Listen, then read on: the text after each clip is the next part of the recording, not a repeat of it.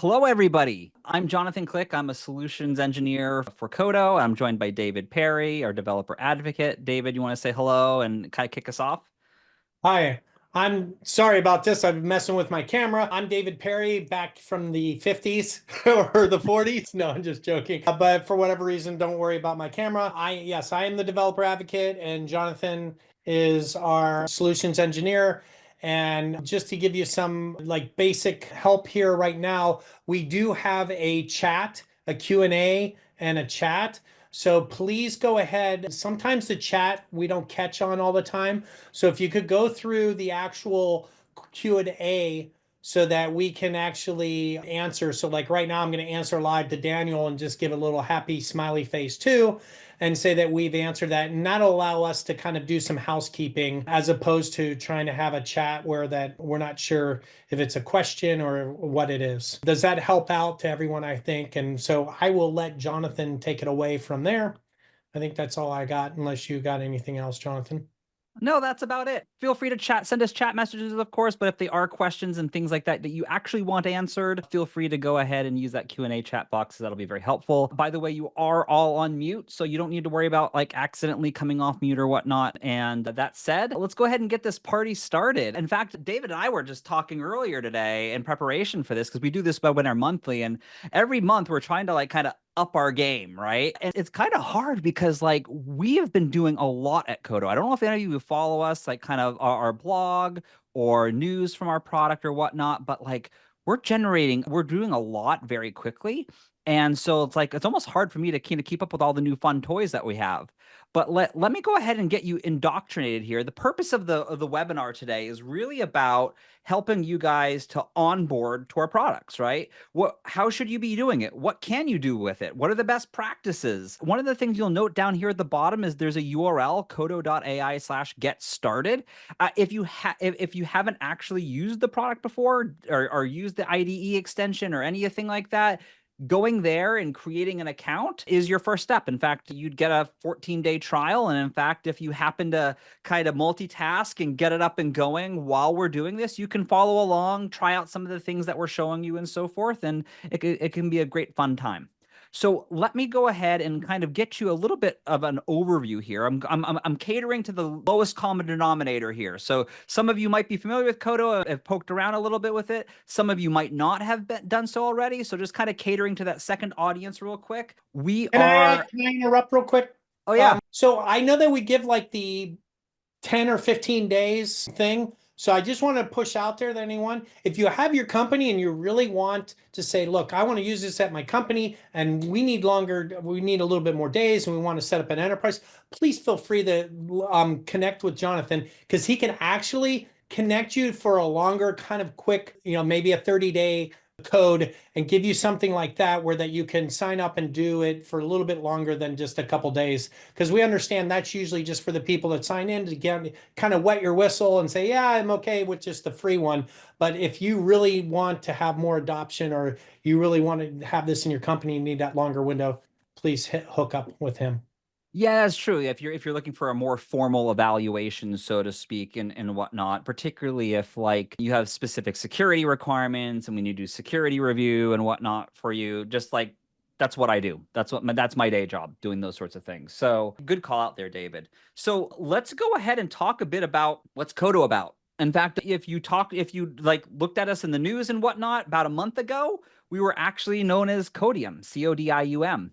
Codium AI. And so we changed our name actually recently, Qodo, and it's because now that we've been a company for a couple of years, we want to align the name with what we're about, which is amidst all the tools out there today in the AI dev tool space, we are about quality code, hence Qodo. And so we're building out an entire platform. There's two tools that we're going to be talking about today, which exist. There's others that are on the horizon, as well as one that's in open source mode right now called Cover Agent. But the two main products that we're going to be talking about, one is called Qodo Gen.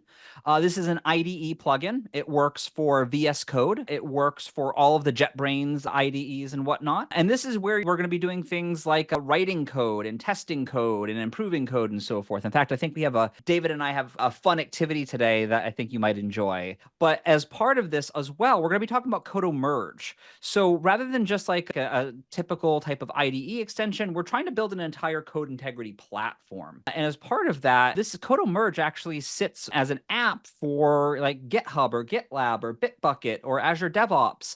And this actually helps out with code reviews to make those code reviews faster, more effective, catch things that maybe you would have overlooked, help you to kind of make sure that certain best practices are being adhered to as part of the code review process. Really kind of cool stuff. And so those are the two main things we're going to be talking about today. The other thing that I'll just note really quick is kind of about use cases. Some of the more popular use cases that typically we're seeing out there, code generation and completion, which is more about like kind of typical engineering productivity type of stuff. Refactoring, that's actually going to be a central theme today and what David and I talk about. We actually have a refactoring use case that I think you might enjoy, which will also encompass many of these other things, such as like creating tests, generating code. We'll talk about code reviews today. We'll even talk about some ways that the product can be used to help onboard people to a code base that maybe they're unfamiliar with. There might be other use cases that aren't listed here, but grab a screenshot of this if you want. But like, here's some popular scenarios that you can definitely use our products for. I just got off a call with a customer of ours to be able to go, they're going from Python to Golang. And so they need to do the Python and they're using gRPC and other things like that. So I just think of it's, don't let your imagination go. I mean, really, we're a tool to help you in your everyday life. So if you think you need to do something like that, we have spots in your SDLC that can help you and do that. So that's a big one. Like I not only see like language changes sometimes, but also like more generally like app modernization type activities, things like that, in addition to kind of like generic refactoring and dealing with tech debt and whatnot. But yeah, like hopefully today is less about like, here's the only things you can do with the product, but more so like to inspire you in ways that you can use the product and that this isn't going to be the end of it. There's no period here that's kind of open-ended on ways that you could use this to be able to help you out. So let's go ahead and dive in then. I'm actually going to share out a different window. I am going to share out my IDE. Now for today, for kind of a tech stack purposes, I'm going to be using VS Code. And I'm going to be using a project that happens to be a combination of Python and TypeScript. Likewise, when we talk about Qodo merge, I'll be actually using GitHub as an example.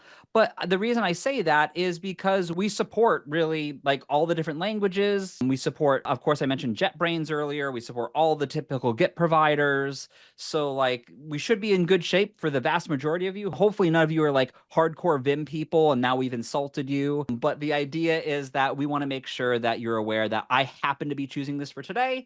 But, the reality is that there's a lot of different options for how we can be deployed or what we can support for that matter. Now, for the example today, what I've done, I actually happened to download a popular open source library right now from GitHub. I thought it would be a great example. It's actually a project called Screenshot to Code. The name is actually kind of what it's about. It's about like literally you use a screenshot and it generates code. You pop in like an AI token and really kind of a cool project if you ask me. But in any case, we're going to be using this as an example from like a real world production. What we're going to do is kind of like layer a little bit of a story on top of this and pretend for a moment that this particular code file I'm looking at, this generatecode.py, which is part of the project, has this function here that's been kind of deemed as tech debt. It's been a source of bugs. People don't really want to touch the code or maintain it or whatnot.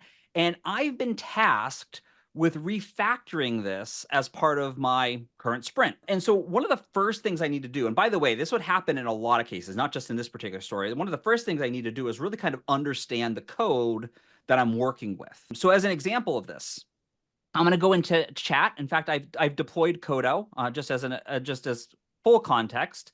Qodo is actually just an extension you can deploy from the marketplace, both on JetBrains as well as VS Code. And it gives you a nice little panel here that you can open up and interact with it on. Now I would say, what's that? you would explain the code that you written 6 months ago. Yeah, So right. in your own code, yeah. Yeah, it's not just the code that was written 3 years ago, has been through many different hands. It's also the code that I wrote however long ago, and I can't really remember what I did or why I did it. In fact, if we've matured as developers, usually you look back at code that you wrote a couple of years ago and you go, why did I do that? So in any case, the idea here then is whether, no matter the scenario, I need to understand why I did this or why someone else did this. Let me go ahead and do an explain command. In fact, before I do an explain command, I just want to highlight here, there's a couple of things. First, I've selected the code that I'm working on. In fact, by default, it should usually select the file that you have right here in the panel. And on the right side here, I have the ability to kind of narrow my focus if I want. And the idea behind a focus is this is not the entirety of the context that's used for the purposes of my interactions. This is simply the thing that has the heaviest amount of weight in my interactions with the product. So in this case, I've actually selected this particular function. And when I hit the slash command again, we'll just go ahead and bring that panel up. You'll notice there's a lot of things here. And we're not going to cover every one of these details. We're going to be covering the high level, most important points that you would use as part of the product. And you're going to see the ability to be able to explain code, which we're going to use in a moment. You can generate doc strings. We can do a test suite. We'll be doing a test suite as part of this. You can get suggestions on improving code. There's really a variety of things here. The only thing I might note from a best practices and usage standpoint, never go and do slash ask. I think that's like kind of pointless, right, David? Like if you need to ask a general question, just come in and start typing it. Just do free text. There's no need to kind of save yourself a step, save yourself a few keystrokes. But in any case, let's do an example here, right? I'm going to go ahead and I've selected the particular part function that's in mind, and I'm going to ask the product to explain this. Now, I could add additional instructions right here. I had a customer earlier who said, like, can I ask it to like reply to me in a specific language like Vietnamese? Or can I ask it to focus on certain things? Absolutely. You can kind of tailor the command a little bit here. For the most part, for a command like explain, though, it's just kind of vanilla, right? Just run it as is. And this is going to actually help me to understand a bit more about this code that ultimately I probably need to refactor. In fact, you can already see here, this is like a 60-ish lines of code. It looks like there's a lot going on here, a lot of different pieces. And one of the things that this is going to be helpful with is that as part of the explanation, which it gives me a high-level overview of what this does, what its purpose is, an example of how I would use this sort of function. It then goes down from input to flow to output, kind of systematically. This is how I would do it. Now, from a refactoring standpoint, one of the things that I'm already finding very valuable here is it seems to be breaking this down for me into really kind of perhaps even the things that maybe I'd want to refactor, right? So like I'm looking at this code and it's telling me right here outright, like the first thing it's doing is validating the stack configuration. That actually might be its own function. Then it's validating input mode. That might be its own function. So this actually is probably doing a little bit of my work for me here. And all I've done is asked it to kind of explain what this code is doing. And So I'm going to pause there. yeah, so I would jump in, Jonathan. Sorry, I'm answering Ravi's question here on the chat. So I'm kind of doing both. So the one thing you want to do too is we want to follow best practices still. So you're still in the driver's seat as a developer. So I recommend, like, if everyone knows Martin Fowler's book and to do the actual strangulation pattern. I know there's probably a better name. Let's just call it the pattern to refactor and the extract params. And so in this, the first thing you want to do before you go ahead and say, let's start breaking this out, is we want to make sure we are testing the method, the function as is, because other places in the code are already using this. So we don't want to alter this. We want to actually make sure that we have full coverage on that so that we know we're not breaking any of the contract for the extract params for that. And so you Oh, can use absolutely. to do that. Yep.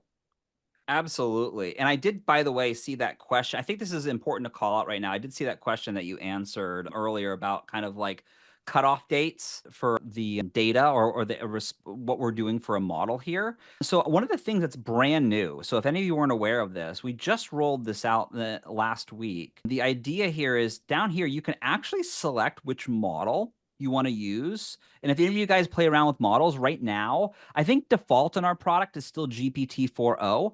The cutoff date for that, as well as I think O1, which is the brand new model from OpenAI, I think both of them, their cutoff is for training is like October 2023. Frankly, I think Claude tends to generate some of the best results that I've seen for any of the models. Particularly, it does really good in code tasks, and so that's my default. And its cutoff date is like I think is April 2024. So, and I think that's one of the newer cutoff dates, to be honest with you. So, like, if you're trying to work with a new version of an API or framework or something that has come out after April 2024. In this case, for example, Claude 3.5 would not be aware of that. Of course, that's probably an outlier case where you're trying to work with something that's maybe that recent or or whatnot. In those sorts of situations, our ability to aid you might be a little bit more limited. But like again, I feel that might be a little bit of an outlier case. But I think it's important for you to be aware of that for full disclosure and transparency. Yeah, and just to hit on to that, Jonathan, a little bit, he was asking about like versions of languages and stuff. So we don't directly say for Python 2 point whatever or Python 3.0, we're putting the question to the model and the model's coming back. So it's going to use what it has been trained on for that gambit of language. If you want to, though, you can explicitly put in there, say, please give me the exact stuff, and you would have to type that in or put it into some of your best practices and other things for your instructions to say it's you must use this version of the language. Yep. And that's pretty going to be pretty standard across the board, whether you're using Claude or GPT directly or whether you're using us. I mean, the reality is we give a variety of models now because of that, right? The best models kind of leapfrog each other over time. Right now, Gemini 1.5, I think that its cutoff date's like also around end of 2023, and maybe they update their models in the near future and now it's better than Claude. And so just allowing you to be able to use the best models for your needs, I think that flexibility is important. But you were talking for a moment there as well, David, about kind of maintaining the contract, right? So like I think this is kind of a critical piece because one of the things I was doing, I was actually looking at this open source library and I was noticing that like in some cases, like right here, there is a test file, this file, but like in other cases, there's no actual like tests or unit tests or whatnot that are available.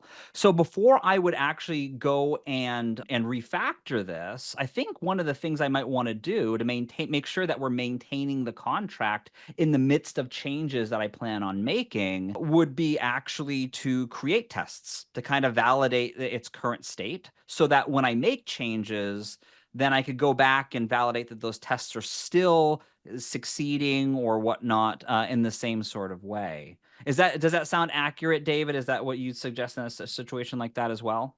Yeah, and I would say the beauty of this too is for everyone out there, we're not taking your jobs away anytime soon with AI. You're still in the driver's seat. What we're providing you is tools to do this faster and better, more efficiently, to have better quality and that integrity in there built in. So that's what we're going for, to help you and empower you as the developer still in the driver's seat. Meaning there is no button to say, oh, push button, say refactor, and that you'll get something. You could maybe write up something and say, hey, for this method, refactor all of it and try to get everything explained out and then grab pieces from it. But there is also, if you follow our tools and use this kind of pattern, you can embed this in your new engineering flow and development flow. Yeah, I mean, to be honest with you, when like Chat GPT first came out, let's just make this very clear. We were all amazed by it, and then we quickly realized the world was not ready for AI overlords yet. It is not to the point where it can replace us. You might have heard of tools like Devin or whatnot that kind of claim that they can build the entire thing and whatnot. Like, we're not to that point yet as a society, as a world. But that being said, as David mentioned, what you're going to observe here is the ability to be able to generate tests in a more methodical, structured kind of way. I think that's how I would probably describe it. Because like I could come in here, for example, and I could say like generate tests for this. I could pretend this is like chat GPT, generate tests for this function.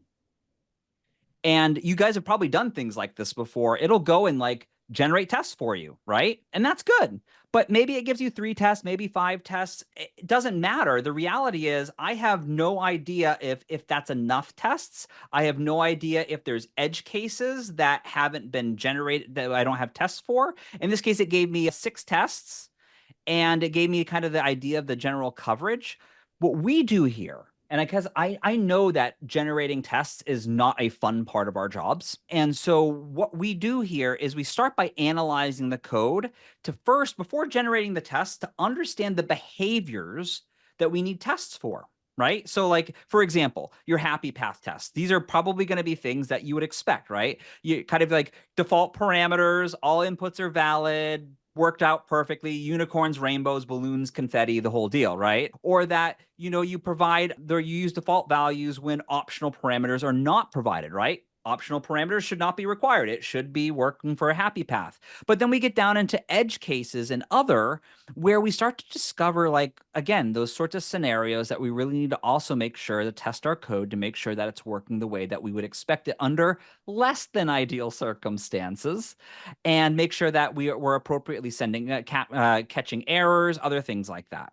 Now, as part of this, again, we're in a scenario here where, like, I need to validate that Can I add in real quick what would too? you add in? Yeah. I'm thinking, so also remember, like, chain of thought, before they turned it chain of thought, we were starting, this is one of our basis panels right here that Itamar and the team and Daddy and all of our engineering and developers have created in the beginning. So the first one I was exposed to, and this is this chain of thought that has happened that is not just a quick prompt. So behind the scenes, we're doing prompting and some chain of thought to actually extract out and come up with all of these cases. So it's not just like over on the left, you said, oh, generate some tests.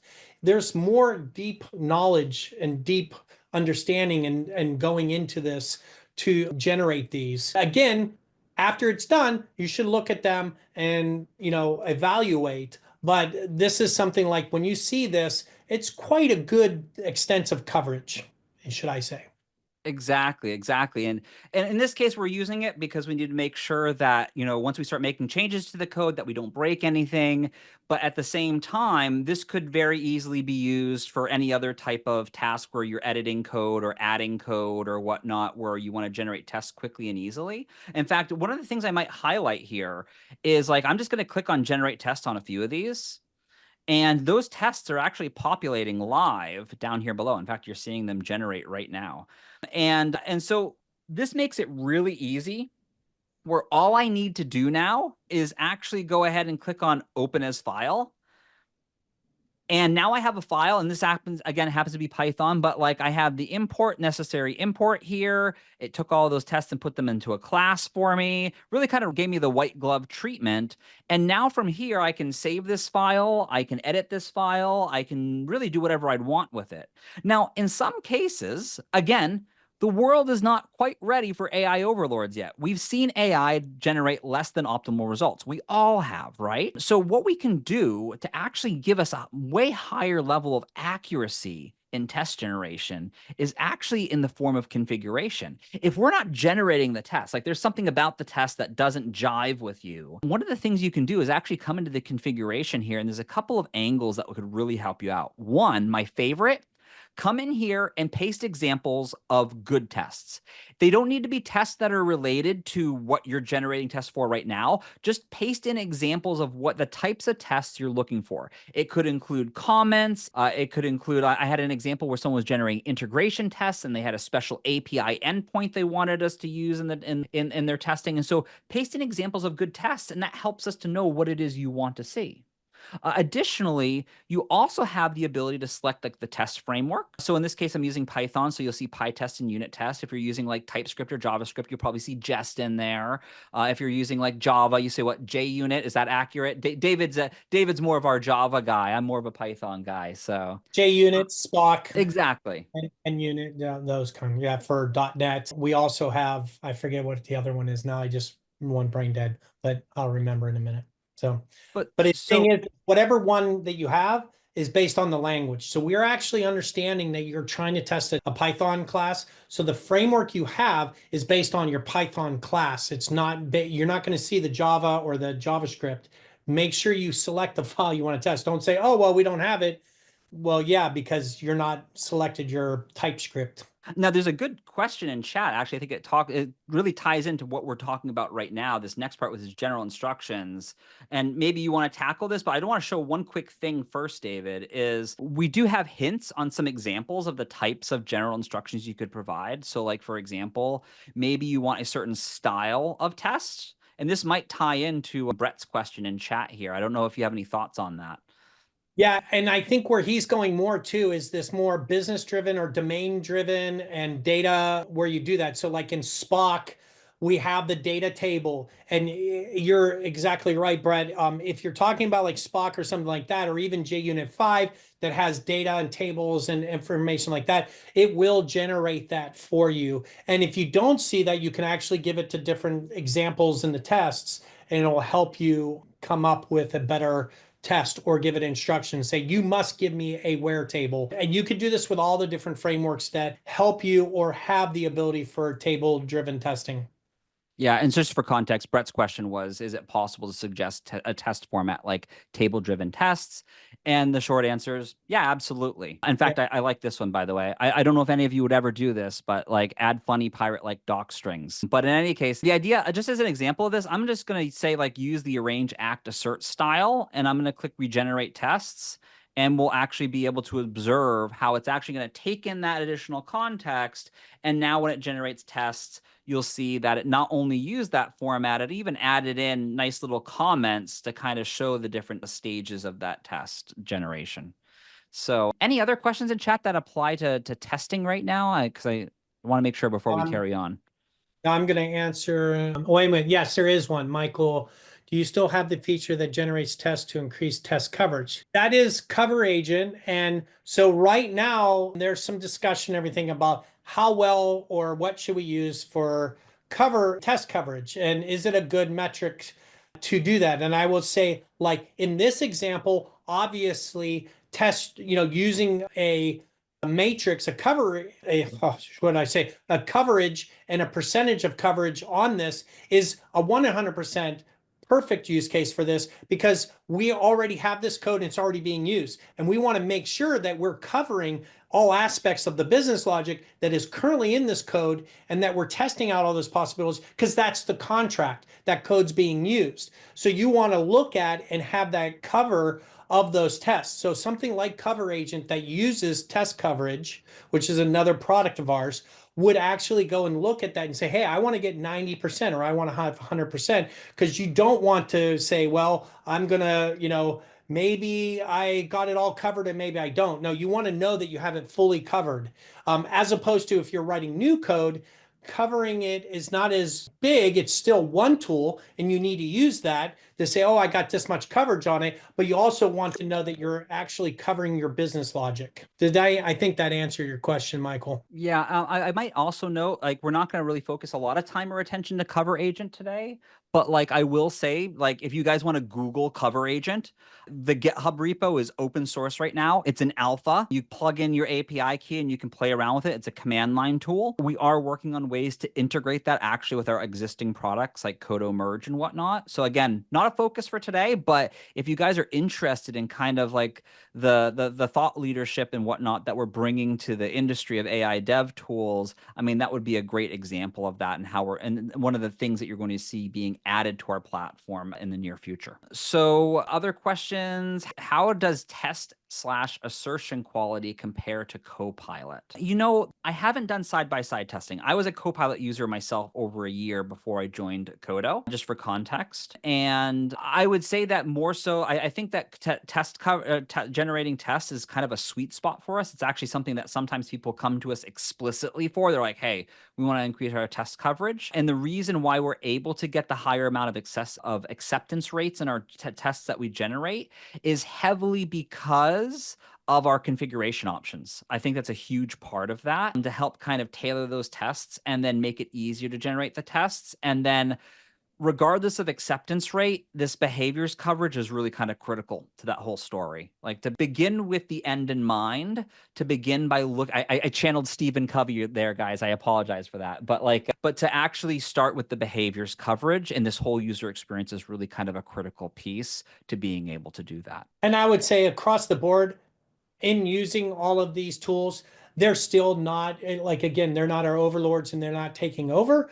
So you're still in the driver's seat. So if you see a test that does not have an assert or something like that, but you see that it's meeting all the requirements and say, oh, this is a really good behavior. And this is something I really need to test out. Oh, it's missing this one assert.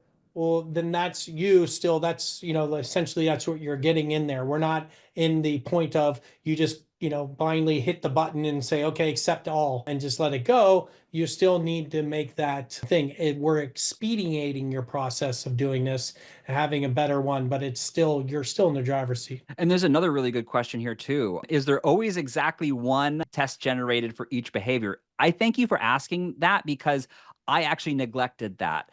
If you go ahead, I don't know if you have it up installed right now, but if you click on the little arrow on the side here, it actually produces 4 sub behaviors under each of these to get even more granular. I've actually seen situations with my own code where the test being generated, maybe like in the example of this, by the way, where it's like you're seeing a test generated, but it's really trying to encompass a lot of things because there's a lot of, maybe the function is too big. This a lot of times could be a great way to kind of break down and get a little bit more granular in the testing. And so again, you can easily go into the sub behaviors for any one of these. And so I know that might be overwhelming the amount of different tests that we could ultimately generate, but we offer that sort of functionality. So hopefully that helps you out. The last thing, then we'll continue on here. Can you generate UI tests using Appium, Selenium? So in the short answer is yes.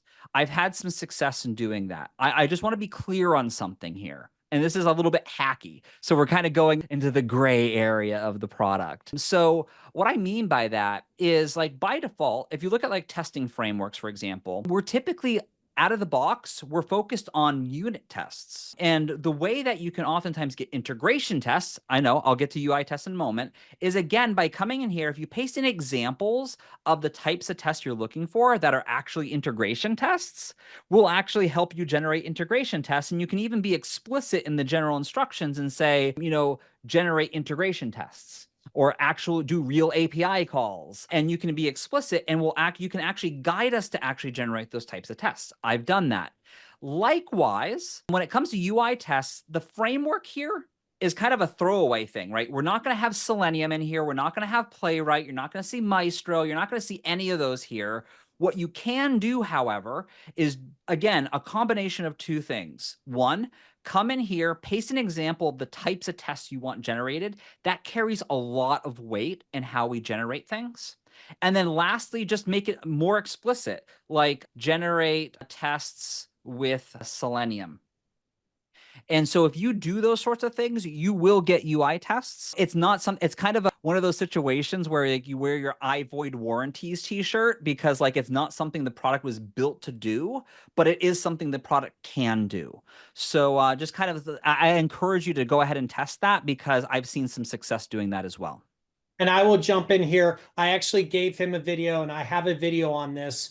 And so I actually take a project that is actually React.js and I actually found a bug. So I grabbed an open source project from the web that is a React.js project and I told the chat. So this is where, your mileage varies and you're still in the driver's seat where I can't keep on saying that to you is that I went and used Qodo gen chat and had it pick the actual JavaScript files that I wanted to test. And I said, okay, create Java Selenium code testing because Java is a runner for Selenium.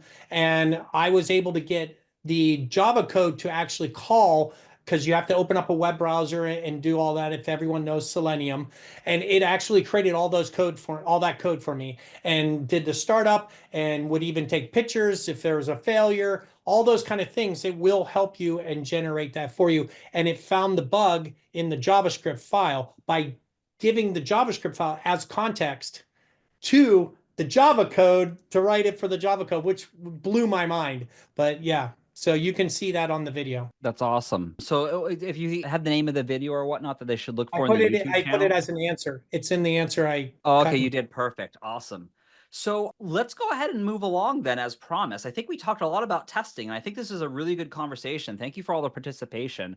Feels a little bit more like a podcast than a webinar, right? Feels kind of good, a little bit more interactive. So let's go ahead then and let's move on. Like let's pretend for a moment we generated tests, we ran those tests, we validated kind of the contract here. So we needed to do that before we went ahead and started making changes to the code so that now we can make the changes and we can rerun the tests and we can make sure that everything continues to work in the same manner. Now, as part of that, however, I want to do one other thing before I start kind of dipping my toes in the water in here and making changes. And that is I want to understand the upstream or downstream impact of me making changes to this code. In other words, this code is being called in other places of my code base, and I want to kind of make sure I know where else I should be making changes or alterations or what else could be impacted by this. So this is where we get into a topic that David just brought up a moment ago, which is this idea of context. So thus far, well, the context we've been talking about is really just using what we call a focus, right? We focused on this file, we're focused on this, and we use the file as context. But because a lot of the time when we're making code changes, or even if we're asking the product to generate code, it needs to do this not in a vacuum or an island. It needs to do this with full awareness of like the ecosystem of other files and how things interact and components and whatnot. Again, this is a project that's both Python and TypeScript.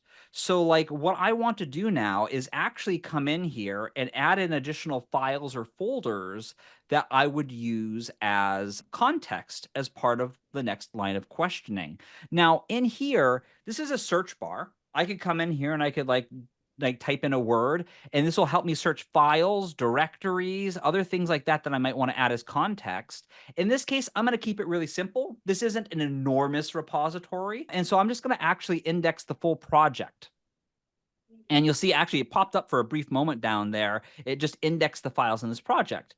So now what I'm going to do is I can actually ask it questions about the entire repo that I have cloned locally. So I can come in here and ask like, how is And while you're doing this? that, can I jump in real quick? Just for Yeah. every, like, we do have a limit and you can increase the limit, but at a certain point there's a cutoff for how much we're going to index for you. So you can actually go in. What I've found useful is to index or to pick a folder, maybe if you want a better area of context, if you're in a mono repo. Just putting that out there because I've run into that where I'm like, ah, man, I want it more. I want it indexed a certain amount, and it's too much.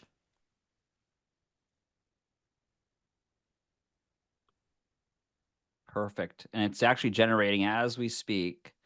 So here, let's see what it says. So it says, by the way, this is a project I just downloaded today. So I'm very unfamiliar with this. This is a real scenario here where I'm curious to learn more about this. It's called within the WebSocket root handler / generate code in this particular file. Here's how it's used. So it actually gives me the code snippet that ultimately shows me, here we go, right here. This is where it actually calls this function that I'm editing. And so again, the idea here is I can use this to really kind of start to ask questions. Another question I was tinkering around with earlier today was kind of more like the top to bottom, like how would, like, from a user perspective, what would I do in an interface that would ultimately cause this event to trigger, and trying to understand the flow, so to speak, if I was maybe if I was trying to do end-to-end tests or otherwise. But the idea here is now I can now understand a bit more about how this code is actually implemented or how this function is used in other parts of my code base. Let's get into the actual refactoring now. In fact, what I'm going to do is I'm just going to simply ask it. I'm going to say, break this function down into smaller components.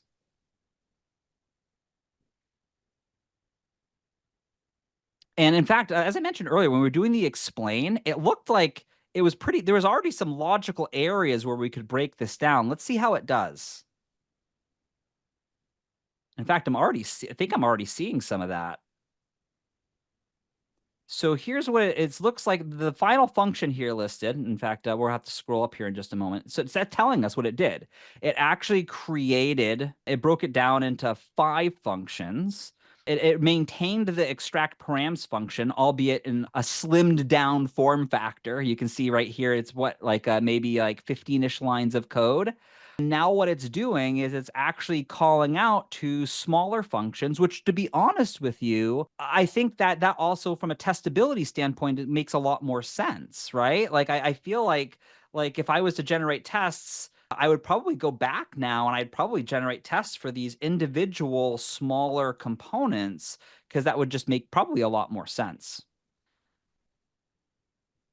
In any case, so what I would probably do in here now is I could take this code and let's go ahead and add it right into the project. I'm just going to go ahead and copy that to my clipboard. Let me go ahead and actually like go ahead and comment out the old function. And let's go ahead and just put in the new code here. And in fact, what I'd probably do in this scenario as well is I would just come in here and just maybe add like a v2 in here and to indicate that it's like, this is the new one. And then again, if I was to just kind of like fast forward, I would take the tests that I generated earlier and I would actually run them against the new extract params v2 and make sure that everything still works, that I haven't introduced any new bugs or whatnot. If that does, then I've maintained the contract. And from there, I could probably generate the longer term tests, the tests that, again, would be more component based and being able to go ahead and then generate, again, those more focused tests, so to speak. And then I would be done, right? And now, of course, this conversation, there was a lot of explanation and a lot of back and forth between me and David, you guys asking questions. But ultimately, this process, of course, if I was fluent in doing exactly this, would be significantly faster, where I'll actually ultimately generate 2 sets of tests in a fraction of the time that it would have taken me to do many of these other things. And so that would be kind of I guess, the end state, so to speak, of what I would do and how I would achieve that. Is there anything that you would add to that, David? Any other thoughts that cross your mind? Yeah, I was waiting for you to jump in. So the key to this is in that pattern of strangulation, getting rid of that old validate model and coming up with a new version and replacing it. It's really key. And that's where we're helping you out and saying, like, look, if you don't have the test, you pick where is your interface that you're going to test into. And we've picked that function because you were explicitly only working on that. And so that's what you've elected to do. And you've created that plethora of full coverage of that method to ensure that you do not change the contract. That is critical. And then when you're doing the new contract, so you point out at the new function, that you don't say, well, we'll just keep on using that test. Because as you know, the test that you're creating on that, because it's a huge non-solid principal piece of code, you want to now get down to your solid. So really doing tests and breaking out things allow you to have that solid principles and allow you to do these smaller unit tests that are not going to be brittle and allow you to change specific pieces, because now I can go in there and say, ooh, you know what, this one method, what was the one method called, like, the validate something or Oh whatever, yeah, the like validate stack. validate stack. So you're only interested in that one little piece of the unit of work. So it's a smaller component and you can really get on to that. That's the beauty of this. And really, we're augmenting your normal day. You say, hey, I would just do that my everyday work. Yes, but we're helping you become more efficient in doing that and to reach that a lot quicker. Beautiful. Probably don't want to focus too much time on this, but there is a question in chat here. I think that is probably a bit more geared towards you, because they're asking, how does this differ from some well-known names like diffblue, which I think is like a Java unit test generation? Have you used diffblue before? Do you have any like a small comment on that at all, David? I I don't know. have no comment on that, not because it might be, but there is many different frameworks out there and I try to keep up with a lot of them, but I just don't, I can't speak to it because I have not, I just don't, I can't run every Yeah. product. I'm I'll be sorry. honest with you. There's a new AI dev tool like every week. If you guys like follow TechCrunch or anything like that, there's always something new out there with people doing things. So unfortunately, I don't think we have a good answer on that today. I I would think say that this, that we have started with quality and an integrity from the beginning. And that's why our generation, the Gen Chat, is actually came after, and that we're really focused on that piece. And so we're building a whole complete platform, which might actually segue into, Jonathan, to the Qodo merge, mm, because it's not just about this generation and the table stakes of generating or do some unit tests, but it's your whole SDLC that we're trying to enhance, or we're not trying, we are enhancing with quality and integration. yes, yes. In fact, let's do that. I think I might want to highlight one last thing before we continue, because we do need to make sure we wrap up in the next 10 minutes or so, is that in addition to extra context, we do have the ability, I don't actually have it turned on right now or set up right now for this demo environment, but you also have the ability to do code-based indexing, not just indexing like a repo that you've downloaded locally, but actually indexing like your GitHub repos, for example, and being able to ask questions, broad questions about your code base. Things like, how have we implemented authentication in other applications? What parts of our code base are using this library or framework? There's all sorts of things that kind of opens up doorways for when it comes to doing research and onboarding engineers and so forth. I wasn't able to demonstrate that today, but just kind of highlighting that when I went in and I indexed that one project that I have locally here, that's just a taste of what's possible and what our customers are able to do. But let me go ahead and switch for a second here. I'm going to stop sharing. So let's go ahead here. And I'm actually going to show quickly Qodo merge. And in fact, I'm going to do this within the context of actually one of our open source repos that we talked about earlier, Cover Agent. This is open source. You can go here, you can review the code, you can test it out, everything. And this is actually a real pull request. And I'm just going to use this as an example because I think it's a really good one. And let me kind of walk you guys through some of the things that we're doing here. And I'm probably going to forget things. We'll probably neglect things, but hopefully it'll give you a good understanding of how this would be used. I think the first thing to note here is that one of the way this is used is you enable it on your GitHub, GitLab, Bitbucket, and then what will happen is when someone generates a PR, we add comments on that PR to analyze and help both the code reviewer as well as the author of the PR. And let me show you. First, starting with the kind of the code reviewer side of things. What we do is we analyze the complete diff to understand get a complete breakdown of all of the changes made. I'll be honest with you, a PR author still has a lot of value in kind of indicating why these changes were made, linking to the ticket that was the kind of the source of this change, those sorts of things. But and our ability to be able to go ahead and give a detailed listing of all the things that were changed as part of this PR is always going to be better than a human, just plain and simple. In fact, people really value that sort of thing.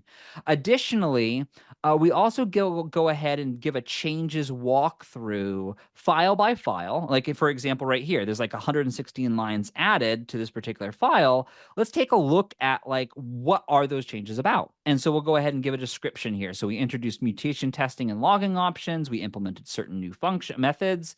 And then from there, I can click on this and it would take me to the diff and I can go ahead and I can look at the changes and whatnot. And that's wonderful. But that's the first part, right? This is the basics. I want to help get the code reviewer up to speed on what it is that this is all about. What should they look for? Maybe maybe even give them some hints at some of the risks that maybe they want to explore as part of the changes. Additionally, however, we then have what's called the PR Reviewer Guide. This is when we start to give a little bit more specific instruction and analysis where we try to understand, the estimated level of effort based on the amount of code changes and whatnot. If there were tests submitted, we actually note here if there were actually relevant tests. If we're adding new functionality, it's possible that maybe we should have some tests as part of that. In fact, with Qodo Gen, which I showed earlier, hopefully that test generation isn't very painful to include as part of your PRs. If there's security concerns, we highlight those. We're not a replacement for like a Sneak or a Sonar Cube per se, but we will point out security concerns. We analyze the code to understand, like, is there a risk of SQL injection? Did someone forget and leave a secret or a token inside of their code? Like those sort of things we want to make sure that we capture, as well as any sort of key issues that the code reviewer should be taking a look at, right? Potential bug, Honestly, performance can concern, I code jump in because we duplication. have Yeah, or do we have a what are your question thoughts? real quick? And can I take you through this? If you go down, so this is for Christian.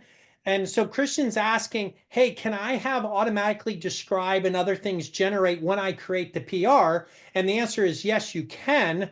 And you can do, there's a number of ways doing that with the PR agent settings. One way that I would is, do you have the plugin installed on your Chrome? So I would suggest if you go down to the bottom, you'll have that chat window for Christian, and go down and you can pick here and say, oh, there's your describe. If you click on describe real quick. Yep. Oh, And 1 second. I haven't refreshed that page in a while. So 1 second. I'm just going to click refresh and click describe. There we go. And now if you have that, you see where it says export as config?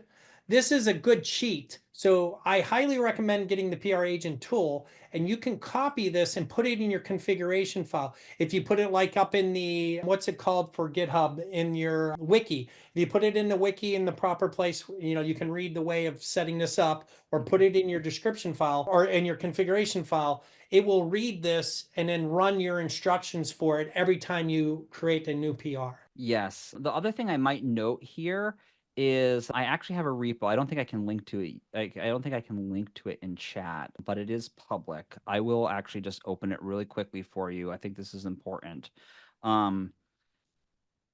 So there's actually a repo here, and if you reach out to us, we can get you the link to it. But the idea is that you'd have a general repo here called PR agent settings. And inside of there, you have a TOML file that can basically, that is your configuration. And then this is where the automation happens. So in your case, if you're using GitHub, for example, it would be a GitHub app. And this is where you would indicate the commands that would run automatically. So you can kind of turn things on or off depending on your preferences. And then the other things, kind of like what David was talking about, these pieces are more so to kind of indicate how you want to customize the product to work for you and kind of give and have it kind of operate in a certain way. So just kind of sharing with that. If you haven't done that yet, that's something you'll want to explore. And then likewise, you also have the ability to actually have at a repo level, per repo in your root, you can actually have a configuration file that would override the global and whatever parameters you'd like, then kind of customize it based on the project or whatnot. The reason I share that with you is because is not only to answer your question, but also when we take a look up here, and we'll kind of come past the PR. We'll get past the PR reviewer guide. We get into this idea of PR code suggestions. And so PR code suggestions, this is more for the PR author. And like, so before a code reviewer even looks at this, we're posting a comment on this saying, hey, here's like a security thing you might want to look at. Here's a best practice that you might want to look at, some error handling, potential bugs, or you can even, if you include a best practices markdown file, which this is in the documentation, in your repo, we can actually look at that. And these might be like specific practices and policies that are for your organization that no one else would have, and we would automatically look at that sort of best practices markdown file and then even suggest organizational best practices here that maybe someone should be adhering to. It's also another great way to kind of catch situations where maybe you're trying to deprecate a certain API, or maybe you're trying to make sure that people stop using a certain library, and you can include these sorts of details in your configuration so that when people are submitting PRs, we can help you in kind of capturing these things and making sure that people are properly moving on in kind of how they do things. The other thing I would highlight here with PR code suggestions is that we actually give the specific code on what we recommend you do to change. I can copy this to my clipboard, or I can go and I can do this in my IDE. We also offer the ability to be able to apply suggestions. So I can click on apply. I'm not going to do this. This is actually a live PR, but like that will actually do a commit to actually make that change happen.